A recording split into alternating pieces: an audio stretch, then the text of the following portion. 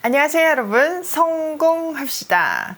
오늘은 말에 대해서 이야기를 해볼 텐데요. 말의 영향력은 우리 모두가 느끼고 있죠.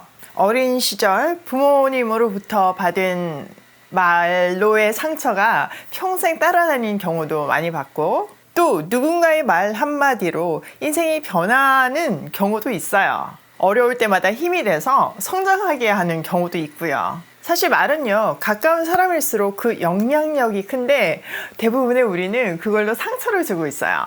오늘 야고보 사도가 말하는 말의 파워를 다시 한번 정리하면서 말을 제어하는 우리가 되면 좋겠어요. 한번 들어가서 보도록 할게요. 1절, 내 형제들아, 너희는 선생된 우리가 더 큰 심판을 받을 줄 알고 선생이 많이 되지 말라. 자, 선생은 더 큰 심판이 기다리고 있기 때문에 선생이 많이 되지 말래요. 이 말은요, 우리 말이 다른 사람들 위에 군림하지 않도록 주의하라는 뜻이에요. 높은 자리에 있는 사람처럼 야고보 사도의 표현대로라면 선생의 위치에서 말을 함부로 해서는 안 되고 자기의 판단이 다른 모든 사람들의 기준이 되게끔 하는 그런 명령하는 것도 조심하라는 뜻이죠.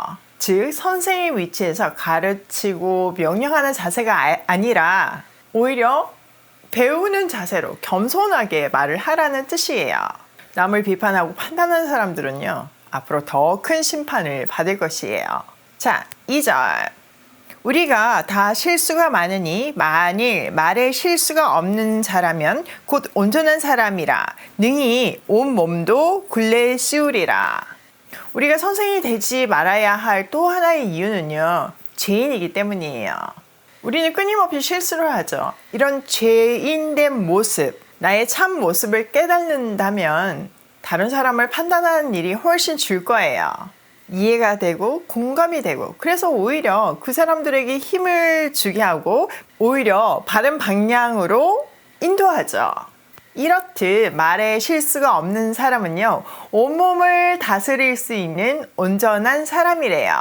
말은 사람을 살리기도 하고 죽이기도 해요. 또 말에는 엄청난 권세가 있기도 하죠. 하나님은 세상을 말씀으로 창조하셨고 사람에게 죄가 들어온 뒤에 가장 먼저 말로 범죄했어요. 자, 선악과를 따먹은 장면을 한번 떠올려 보세요. 선악과를 따먹고 두려움에 떨고 있을 때 하나님께서 물으셨죠. 네가 선악과를 따먹었느냐? 그때 뭐라고 아담이 대답하나요? 네, 창세기 3장 12절을 보면요, 하나님께서 주셔서 나와 함께 있게 한 이 여자가 나무 열매를 줘서 제가 먹었나이다, 이렇게 얘기하고 있어요. 자, 여기서 하나님이 주셔서 여자가, 그러니까 쉽게 얘기하자면 하나님 때문에, 여자 때문에 제가 이거 따먹었어요, 이렇게 얘기한 거죠. 하나님 탓, 여자 탓이에요. 자기 탓은 없죠. 자, 타락 전에 아담을 한번 생각해 보세요. 그의 유명한 말 중에서 하와를 보고 내 뼈 중에 뼈요, 내 살 중에 살이라, 이렇게 고백했잖아요. 내 생명만큼 귀한 존재라는 의미예요. 자, 뒤에 했던 그 고백하고는 완전 비교되죠.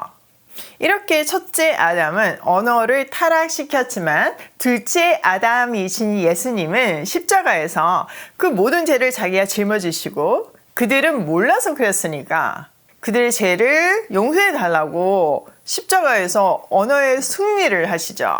우리는 첫째 아담 안에서 태어났지만요, 둘째 아담으로 이동했어요. 그러니까 우리 언어도 언어의 타락에서 언어의 승리로 옮겨가야 하는 거죠. 말은 엄청난 파워와 영향력이 있음을 기억하면서 말을 절제하는 우리가 되면 좋겠어요. 자, 3절. 우리가 말들의 입에 재가 물리는 것은 우리에게 순종하게 하려고 그 온몸을 제어하는 것이라. 자, 말 알죠? 힝 하는 말이요. 그 말을 부리기 위해서 사람들은 입에 재갈을 물려요.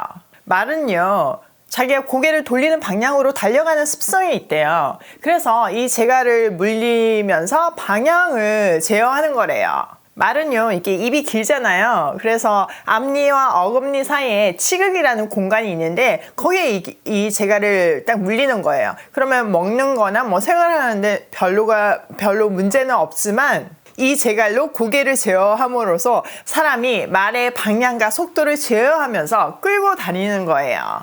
자, 그 다음 배의 키의 비유인데요. 또 배를 보라. 그렇게 작고 강풍에 밀려가는 것들을 지극히 작은 키로 사공의 뜻대로 운행하나니.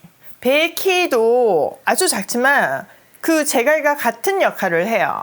배가 아무리 커도 거센 바람이 아무리 몰아쳐도 그 작은 키로 조정을 하면서 사공이 가고 싶어하는 곳으로 그 큰 배를 끌고 가죠. 자, 5장 이와 같이 혀도 작은 지체로 돼 큰 것을 자랑하도다. 마찬가지로 우리 몸의 혀는 진짜 작잖아요. 이 작은 지체가 엄청난 일을 해요.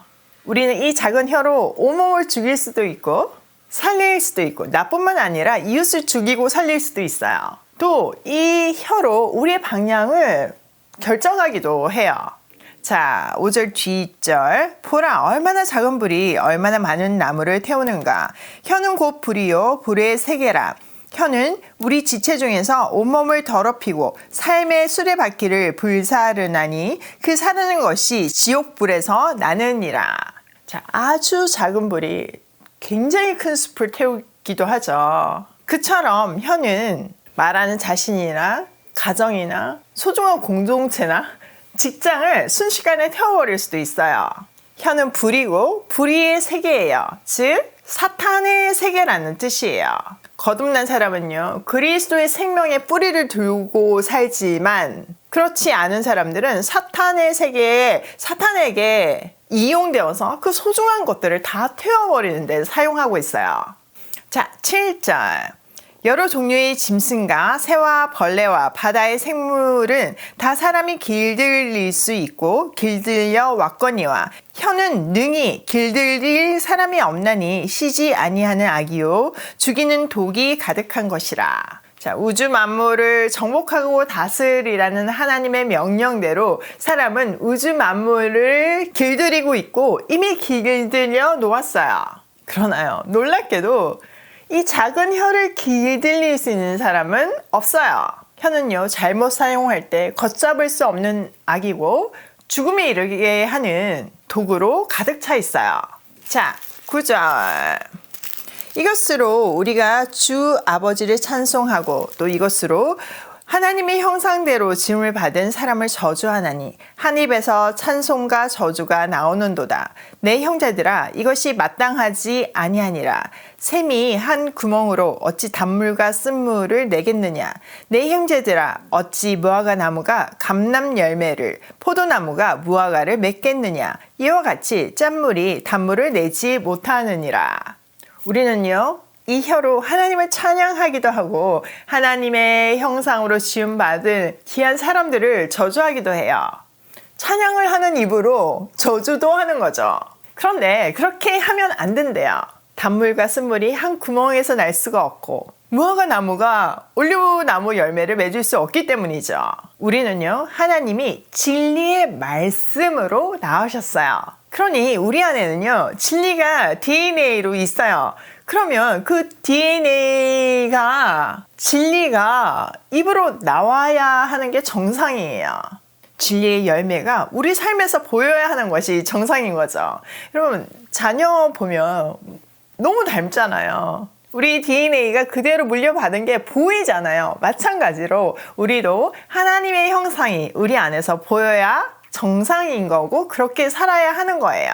그래서 우리가 하는 모든 말은 세상을 살리는 말이어야 하고 공간을 따뜻하게 하는 말이어야 해요. 말 한마디가 우리 마음을 녹일 때가 얼마나 많은지를 기억하면서 힘을 주고 용기 있는 말을 하는 하나님의 자녀가 되기로 해요. 자, 오늘 내용을 우리 삶에 한번 적용을 해보면요. 첫 번째, 말을 훈련하자. 진짜 말은 파괴력이 엄청나고 영향력도 엄청나요. 여러분 한번 떠올려 보세요. 어릴 때 받은 상처가 지금까지도 생각나는 경우가 있잖아요. 특히 우리나라 부모님들 진짜 말 엄청 험악하게 하지 않으세요? 우리나라 부모님들의 부모 사랑이 진짜 유난하기도 하지만요. 말을 왜 그렇게 험악하게 하는지 몰라요. 어떤 목사님이 자기는 어릴 때부터 부모님한테 받았던 명칭이 종간다 새끼래요. 이게 이북분이시래요. 그게 무슨 뜻인가 봤더니 종이 갓 낳은 새끼인 거예요. 그때 당시 뭐 종은 옛날 시절에 종은 정말 뭐 인생이 주인한테 매인 인생이잖아요. 소망이 없는 인생이잖아요. 근데 그 종이 갓 낳은 새끼니까 얼마나 소망이 없어요. 근데 자기 자녀한테 그런 명칭을 각인이 되게끔 불렀다는 거는 참 슬픈 일이에요. 그 외에도 뭐 많잖아요. 적어도 우리는 그런 상처 주는 부모가 아니었으면 좋겠어요.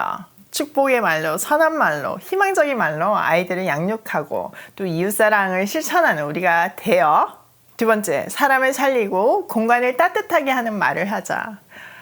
싸늘한 어떤 회사에도 말 한마디가 진짜 순식간에 공간을 따뜻하게 하는 경우 얼마나 많이 경험하나요? 다 죽어가는 사람을 말 한마디로 살리는 경우 정말 많잖아요. 우리의 말도 그렇지만 사실 말씀이 얼마나 사람들을 살려요? 그 말씀으로 우리는 지음을 받았으니까 우리 입에서 나오는 말도 동일한 영향력, 생명의 영향력이 있어야 되는 게 정상이에요. 세 번째, 언어의 승리로 인생을 승리하자.